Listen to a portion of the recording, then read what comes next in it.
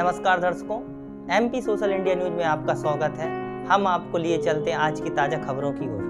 बच्चों की 2000 फोटो देखी, तब बनाई रामलला की प्रतिमा। रोज 18 घंटे काम, 2 घंटे की नींद। अरुण योगीराज की पूरी कहानी। चैनी हथौड़े का शोर हमारे परिवार के लिए संगीत की तरह है। अरुण का बचपन यही संगीत सुनकर बीता है।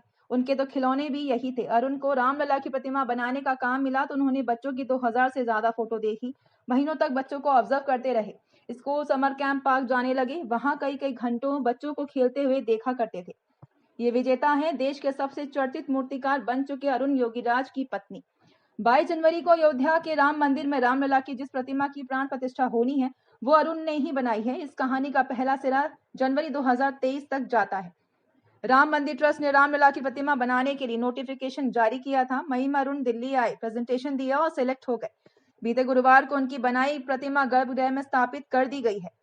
अयोध्या में जब रामलला की प्रतिमा स्थापित हो रही थी तब 2000 किलोमीटर दूर मैसूर के फोर्ट मोहल्ले के मकान नंबर 9 के बाहर बनी छोटी सी वर्कशॉप में 15 से ज्यादा मूर्तिकार छैनी हथौड़े से पत्थरों को काटकर मूर्तियां बना रहे थे।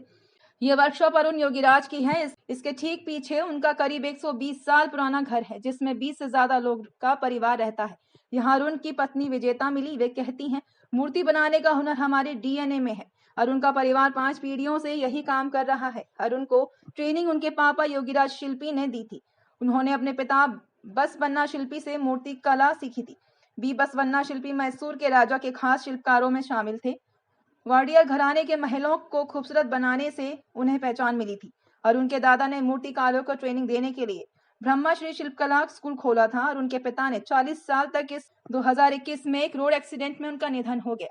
तब से अरुण बड़े भाई सूर्य प्रकाश के साथ वर्कशॉप संभाल रहे हैं।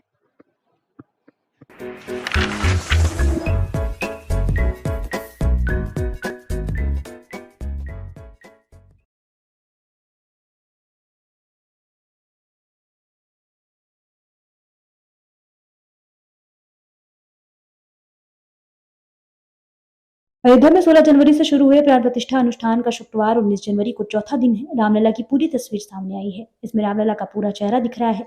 आज शाम से अस्थायी मंदिर में रामलला के दर्शन बंद हो जाएंगे। 22 जनवरी को प्राण प्रतिष्ठा के बाद नए मंदिर में 23 जनवरी से श्रद्धालुओं को दर्शन मिलेंगे। इससे पहले गुरुवार को रामलला की मूर्ति को गर्भगृह बड़े आसन पर रख दिया गया था। कारीगरों ने मूर्ति को आसन पर खड़ा किया। इस प्रोसेस में 4 घंटे लगे। बताया गया है कि अब मूर्ति को गंधवास के लिए सुगंधित जल में रखा जाएगा, फिर अनाज, फल और घी में भी रखा जाएगा। आज श्री रामलला का वैदिक मंत्रों के साथ औषधाधिवास, केसराधिवास, घृताधिवास कराया गया। फिर आरणी मंथन से कुंड में अग्नि प्रकट की गई। श्री रामलला 20 जनवरी को वास्तु शांति के बाद सिंहासन पर विराजेंगे। इसी बीच जगत गुरु रामभद्राचार्य ने कहा कि गर्भगृह में नई प्रतिमा की प्राण प्रतिष्ठा में कोई दिक्कत नहीं है। आज शाम 7 बजे से अस्थायी राम मंदिर में दर्शन बंद हो जाएंगे। अयोध्या के राम मंदिर में 3 दिन बाद यानी 22 जनवरी को रामलला की प्राण प्रतिष्ठा होगी। देश में हर कोई रामलला की पहली झलक पाने के लिए आतुर है। गर्भगृह के कर्नाटक के श्याम वर्ण के पत्थर से बनी प्रतिमा रखी जा चुकी है।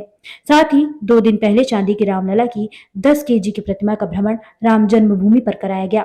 इस तरह से अयोध्या में पूजन के लिए रामलला की 2 प्रतिमाएं राम भक्तों के सामने होंगी। तारीख 6 दिसंबर 1992। लाखों की भीड़ और जय श्री राम के लग रहे नारे। इस गगनभेदी नारे के साथ कार सेवकों के कदम बाबरी मस्जिद की ओर बढ़ रहे थे।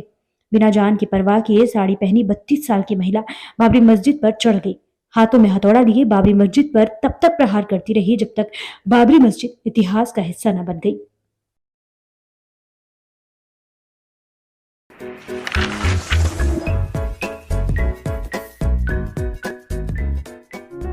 आज की तमाम खबरों के लिए बस इतना ही।